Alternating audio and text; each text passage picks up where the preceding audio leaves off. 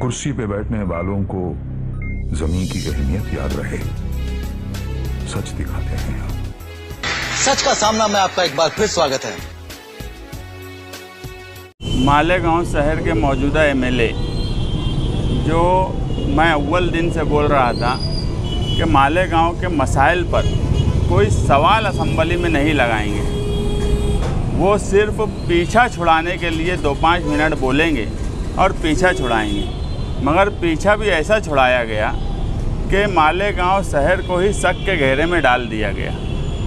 मालेगांव शहर में जब से एसआईटी आई है लोग परेशान हैं। माइनॉरिटी डिफेंस कमेटी उनकी हर तरीके से मदद कर रही है, मगर सरकार का इतना दबाव है, सरकार का डिपार्टमेंट पर, पुलिस डिपार्टमेंट पर इतना दबाव है कि आज तक एसआईटी के मामले में छावनी पुलिस स्टेशन में जितनी भी एफआईआर हुई है उस पर एसआईटी ने या छावनी पुलिस स्टेशन ने या मालेगांव पुलिस महकमे ने एक भी प्रेस कॉन्फ्रेंस नहीं ली है कि उन्होंने एफआईआर किस लिए दाखिल की है। लेकिन मौजूदा एमएलए ने जब असेंबली हाउस में ये बोला कि किरीट सुमैया मालेगांव आए और मालेगांव शहरियान को देखने के बाद उनको गुमान हुआ, लफ्ज़ गुमान असेंबली हाउस में जो बोला गया कि उनको गुमान हुआ कि यहाँ पर बांग्लादेशी और रोहिंग्याई हैं। गुमान होने का मतलब यह है कि क्या हमारे चेहरे पर लिखा है कि हम बांग्लादेशी हैं? सारे शहर को पता है, पूरे महाराष्ट्र को पता है, मैं कहता हूँ पूरे मुल्क को पता है कि मालेगांव शहर के साथ जो रवैया अपनाया जा रहा है वो सोची समझी साजिश है। कोई गुमान नहीं है, ना यहाँ किसी के चेहरे पे लिखा है कि वो बांग्लादेशी है और न यहाँ पर एक भी बांग्लादेशी निकलने वाला है, ये भी हमको पता है। सिर्फ मकसद ये है कि मुसलमानों को परेशान किया जाए। और जब वो सवाल कर रहे थे, क्वेश्चन तो था नहीं, मगर सरकार से अगर वो ये पूछते कि अभी तक की इंक्वायरी में आप बताओ कितने बांग्लादेशी निकले, तो सरकार अगर वहाँ जवाब देती तो उस बात को कहीं ना कहीं दूसरे कोर्ट में या दूसरे मामलात में उसकी मदद हो सकती थी। मगर उन्होंने सरकार से कोई बात नहीं पूछी, सिर्फ सरकार की चापलूसी की। बजट पर बोल रहे थे, जिस तरह बिल्ली की नीयत हमेशा छिछड़े में होती है, उसी तरह मौजूदा एमएलए की नीयत भी छिछड़े में थी। वज़ीर मालियात अजीत दादा पवार की तो ऐसी तारीफ़ कर रहे थे कि फरिश्ते उतर के आने वाले हैं उनके लिए। इस तरह की तारीफ़ सरकार में कर रहे थे, जिन्हें मौजूदा एमएलए को बजट का ओ बो को ABCD नहीं समझता, जिनकी बजट पे कोई स्टडी नहीं थी। अभी तक माइनॉरिटीज़ का जितना फंड दिया जाता है माइनॉरिटीज़ को, इस मर्तबा बजट में 130 करोड़ सिर्फ माइनॉरिटीज़ का बजट पकड़ा गया। इससे पहले 1000 करोड़ पकड़ा जाता था, पिछली बार 500 करोड़ से ज़्यादा पकड़ा गया। तो इन सब बातों को बोलने के बजाय वो अजीत पवार की चापलूसी में फरिश्ते उतारने की बात कर रहे थे। मैं जो बोला कि सिर्फ नीयत ठेकेदारी करने की लालच में छिछड़े में रहती है, इसलिए उनका जितना भी असेंबली में बोलने वाली बात थी वो सारी की सारी बातें सरकार की चापलूसी के अलावा कुछ नहीं थी। मालेगांव शहरियान के लिए कोई नुमाइंदगी होती तो सवाल लगाया जाता। जिस तरह प्याज पर सवाल लगाया गया, उस तरह एसआईटी के मामले में मौजूदा एमएलए ने सवाल क्यों नहीं लगाया? ये शहरियान को सोचने का सवाल है। सिर्फ आम ज़बान में, उनकी ही ज़बान में आंख छुड़ा लेना, जिसको वो बोलते हैं कि आंख छुड़ा लेना, उन्होंने आंख छुड़ाने के अलावा कोई नुमाइंदगी नहीं की। बुनकरों के ताल्लुक़ से उनके पास कोई मालूमात नहीं, बुनकरों की नुमाइंदगी का सिर्फ भरम भरते हैं।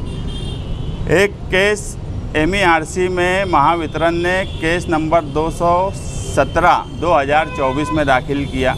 उसमें उन्होंने बिजली का दाम बढ़ाने की बात बोली। 28 फरवरी 2025 को नासिक में उस पर हेयरिंग हुई और किसी भी पावर महावितरण की हेयरिंग पर जो रिप्रेजेंटेटिव होते हैं वो या तो MP होंगी पब्लिक की तरफ से, या MLA होगा या MLC होगा। हमें तो MLC से कोई लेना देना नहीं, मगर ना मौजूदा एमपी 28 फरवरी 2025 को बुनकरों के लिए नासिक में हाजिर थी, ना मौजूदा एमएलए जो बुनकरों की नुमाइंदगी का हर वक्त भरम भरते हैं वो भी हाजिर नहीं थे। ना ही उन्होंने ये सवाल वहाँ पूछा कि बजट में जो सब्सिडी इससे पहले दी गई रईस शेख के स्टडी ग्रुप बनाने के बाद, तो वो सहूलत आज कायम है कि नहीं है। अगर बजट पर बोल रहे थे तो बजट बुक पढ़ना चाहिए था, उसके जो डाटा थे डाटा के साथ बात रखना चाहिए थी, मगर उन्होंने ना कोई डाटा रखा ना उस पर बात की। स्टडी ग्रुप जो बना था, अगर वो स्टडी ग्रुप की भी स्टडी कर लिए होते तो कम से कम वहाँ पर ये बात बोले होते कि स्टडी ग्रुप में उस वक्त चंद्रकांत दादा पाटिल ने जो सहूलत दी थी 1 रुपये की और 75 पैसे की, इसके अलावा भी स्टडी ग्रुप ने कई डिमांड की थी।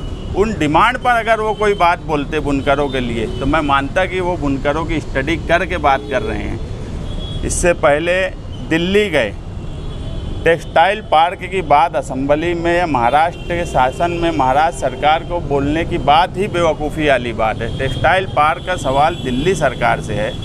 टेक्सटाइल पार्क एक अमरावती में ना, अमरावती में एक टेक्सटाइल पार्क बनने की बात है, आज तक वो पूरा नहीं हुआ। ये बड़ा इलेक्शन जीतने के बाद असद अवैसी साहब के पास साथ गए थे दिल्ली, कुछ ऐसे लोगों को लेकर जो बिजली कंपनी के तोड़ीबाज हैं, चोर हैं, वो उनके आसपास रहते हैं, जो बिजली चुराने का काम करते हैं और सारे दूसरे बुनकर उनकी वजह से तकलीफ़ में रहते हैं। ऐसे लोगों को लेकर एक जंबो जेट काफ़िला लेकर दिल्ली गए और आने के बाद ऐसा कहा गया कि अब तो बुनकरों के लिए ये सहूलत मिलेंगी, अब तो बुनकरों को वो सहूलत मिलेंगी। अवैसी साहब बात कर लिए तो उसका क्या हुआ, उस पर कभी कोई बात नहीं बोलते। कोई ऐसी दमदार नुमाइंदगी उनकी तरफ से नहीं होती। असेंबली हॉल में जिस तरीके से बोलना चाहिए, अगर आप सरकार के ख़िलाफ़ हो या फिर सरकार पर तनकीद करने की बात है। लाडली बहन की स्कीम पूरा शहर जानता है, पूरा महाराष्ट्र जानता है कि एक इलेक्शन के वक्त दी गई स्कीम थी, उसके बाद 5 लाख लोगों के नाम काटे गए, कई हज़ार ख्वातीन के मालेगांव में पैसे नहीं आए। उसकी स्टडी इन्होंने करना चाहिए थी। लाडली बहन के नाम पे तारीफ़ पे तारीफ़, तारीफ़ पे तारीफ़, सिर्फ चापलूसी, इसके अलावा मौजूदा एमएलए कोई काम नहीं करते। सिर्फ पुलिस डिपार्टमेंट की चापलूसी, सरकार की चापलूसी और मालेगांव शहरियान को बेयार और मददगार छोड़ देने का काम मौजूदा एमएलए कर रहे हैं। हम हर वक्त ये बात बोल रहे हैं कि अब हम मौजूदा एमएलए को नहीं जगाने का काम करेंगे। हमने पिछला 18 साल देख चुका उनका। वो अगर असेंबली हॉल में ये बोलते हैं कि मालेगांव में सड़क नहीं है, गटर नहीं है, यहाँ पर पानी का निज़ाम नहीं है, तो 18 साल से आप ही हो मालेगांव शहर में और आप ही ये बात बोलते हो, तो आपकी नुमाइंदगी क्या, आपका कामकाज क्या? ये सारे सवालात हम शहरियान के सामने इसलिए रख रहे हैं कि अब हम मौजूदा एमएलए को जगाना नहीं चाहते। मालेगांव शहर की आम आवाम जो कभी बिरादरी के नाम पर, कभी मजहबी चोले के नाम पर बेवकूफ़ बन जाती है, उनको जगाने की ज़रूरत हमको महसूस होती है और हम हर वक्त मालेगांव शहरियान को जगाने की कोशिश करेंगे और ये काम करते रहेंगे। वोट जिहाद के नाम पे जो पैसा आया, उसमें तो ऐसा है कि मौजूदा एमएलए बोल रहे हैं कि मेरे पास नहीं आया, दूसरे जो 162 रोड से आसिफ भाई आ रहे वो बोल रहे मेरे पास नहीं आया, तीसरे तो हम थे 3 नंबर पे, हमारे पास भी नहीं आया, तो फिर आया किसके पास? सवाल ये नहीं था। सवाल ये था, मैं इससे पहले भी बोला कि लिस्ट के साथ वहाँ बोलना चाहिए था कि किन लोगों के अकाउंट में आया। जो 11 लोगों के अकाउंट में पैसा आया उनके नाम लेना चाहिए था, वो मुस्लिम लोग नहीं थे और उस पर छावनी में FIR हुई, वो FIR लेकर वहाँ अगर वो बात रखते कि इन 11 लोगों के अकाउंट में पैसा आया है, इनकी चौकसी करो। जो बात किरीट सोमैया बोल रहा है, जो बात नीतीश राणे बोल रहा है, वही बात ये भी असेंबली में बोल रहे हैं। इनकी बात में और उनकी बात में कोई फ़र्क नहीं है। फ़र्क मैं जब मानता जब छावनी की FIR लेकर वो असेंबली में बोलते कि ये 11 लोगों की चौकसी करो जिनके अकाउंट में पैसा आया है, उसमें एक भी मुस्लिम नहीं है, तो फिर ये वोट जिहाद कैसे हुआ? इसको बोला जाता है स्टडी करके कोई बात करना। मैं पहले ही बोला, ना उनको मराठी आती है, ना उनको अंग्रेज़ी आती है, उनको ना बजट समझता है, उनको ना FIR समझती है। 120B कलम को हर वक्त बोलते हैं कि देशद्रोही कलम है। 120B बच्चा मालेगांव का बोलेगा कि वो प्लानिंग की दफ़ा है। हर वक्त देशद्रोही की कलम, देशद्रोही की। तो वो बताना क्या चाहते हैं कि मालेगांव शहर में देशद्रोही है। अगर इस तरह की बात MLA जैसा आदमी बोलेगा तो डिपार्टमेंट और सरकार में बैठे हुए लोग हंसेंगे कि जिस आदमी को कलम की डिफिनेशन नहीं समझती वो आदमी मालेगांव शहर की नुमाइंदगी कर रहा है। किरीट सोमैया के आने की मुखालिफत हम नहीं करेंगे। मुझे बताओ कि हिंदुस्तान में कौन सी एजेंसी पर हम भरोसा कर सकते हैं? मैं मानता हूँ किसी एजेंसी पर भरोसा नहीं किया जा सकता। अगर कुछ भरोसा किया जा सकता है तो सिर्फ और सिर्फ न्यायालय पे, कोर्ट पर ही हम भरोसा कर सकते हैं। एजेंसी पे तो हमको कतई भरोसा नहीं है। हमने दिल्ली फसाद में उमर खालिद को भी देखा है। बहुत से ऐसे लोग हैं जो लोग NRC के वक्त अपनी तहरीकें चला रहे थे, आज सबकी ज़बान एजेंसियों ने बंद की है। एजेंसियां सरकार के दबाव में काम करती हैं, इसलिए हमको एजेंसी पे कतई भरोसा नहीं है। और ये जो बोलते हैं कि ATS को आने दो, NI को आने दो, ये सरकार की ज़ुबान बोलते हैं। जो सरकार चाहती है वो बोलते हैं। ये कभी मुखालफत इसलिए नहीं करते कि इनका खुद का तालमेल है, सरकार में बैठे हुए लोगों के साथ इनका तालमेल है। बिल्ली की नीयत छिछड़े में है। सिर्फ 2, 5, 10 करोड़ ठेकेदारी और कमीशन खोरी के लिए मुझे मिल जाए, इसके अलावा उनकी कोई नीयत नहीं रहती। नहीं तो मुझे आज हिंदुस्तान में बताओ, अगर अबू आसिम आज़मी साहब सस्पेंड नहीं होते तो मालेगांव का SIT का सवाल आज क्वेश्चन लगा होता और जिस पे सरकार को बात बोलना पड़ती।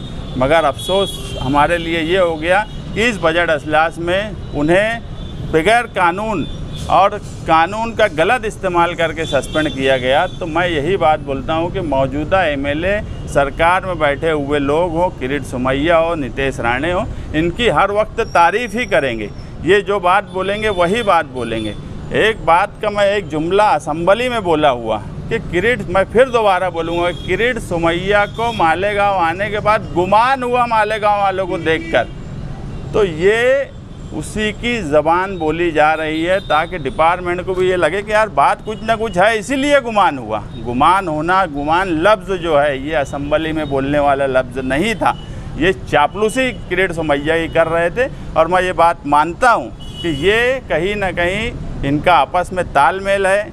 इनको बजट और कुछ न कुछ की कोशिश में कमीशन खोरी और ठेकेदारी के लिए ये उनकी चापलूसी हर वक्त करते रहे और आगे भी करते रहेंगे। किरीट सोमैया मालेगांव आए और कल बांग्लादेश और रोहिंग्या मुसलमानों का पुतला भी जलाया। उन्होंने कहा कि 1000 बोगस अर्जी पाई गई है, इन सब की जांच और चालू है, इनको सबको बाहर भेजा जाए। मैं यही बात बोला कि अगर मौजूदा MLA असेंबली में ये पूछ लेते कि कितने लोग बांग्लादेशी और इसमें मिले, उनकी लिस्ट आप सरकार बताए, या डिपार्टमेंट क्वेश्चन लगाते तो उनको बताना पड़ता, तो ये सवाल नहीं होता। किरीट सोमैया एक नैरेटिव मालेगांव के नाम पे सेट कर रहे हैं। सिर्फ उनका मकसद है कि मालेगांव में बांग्लादेशी का एक हवा खड़ा कर दिया जाए और उस नाम से दूसरी तरफ वो फ़ायदा उठाएं। इसके अलावा कोई मकसद नहीं है। मैं कल भी एक बात बोला था कि जो लोग नहीं मिल रहे हैं, यहाँ पर अभी कुछ लोग को मैं बुलाया जिन्होंने अर्जी दी हुई थी, उनको ना फ़ोन आया है ना नोटिस आई है। उनको माइनॉरिटी डिफेंस कमेटी खुद ले जाकर SIT में उनकी इंक्वायरी करवा देंगी कुछ लोगों के। और मैं अभी मीडिया के सामने भी जो लोग 2 जनवरी 2023 से जनवरी 2025 तक तहसील ऑफिस से जिन्होंने एप्लीकेशन दे के अपना बर्थ सर्टिफिकेट बनाया है, अगर उनको फ़ोन या किसी तरीके से एड्रेस की कोई मिस्टेक से या इधर उधर घर शिफ्ट होने से या फ़ोन नंबर तब्दील होने से कांटेक्ट नहीं हो पा रहा है, तो माइनॉरिटी डिफेंस कमेटी के जिम्मेदारों से आकर मिले और नाम बताएं। हम उनको ले जाकर वहाँ पर पेपर वगैरह उनका जमा करवा देंगे। हमको कल भी भरोसा था, आज भी भरोसा है कि एक भी बांग्लादेशी नहीं है। मगर कुछ लोग के एड्रेस और नाम नहीं मिलने से ये कोताही डिपार्टमेंट की है। मगर किरीट सोमैया शहरियान पर थोप कर जा रहे हैं कि जो नहीं मिल रहे हैं उनको लेकर जाओ, उनके बाप का राज है क्या? हर आदमी के पास पेपर है, हर आदमी के पास कागज़ है। मामूली मिस्टेक से सिर्फ ये मसला आ रहा है। और जो लोग नहीं मिल रहे हैं, हम कोशिश करेंगे उनको जल्द से जल्द SIT ऑफिस में उनकी इंक्वायरी करवा दें।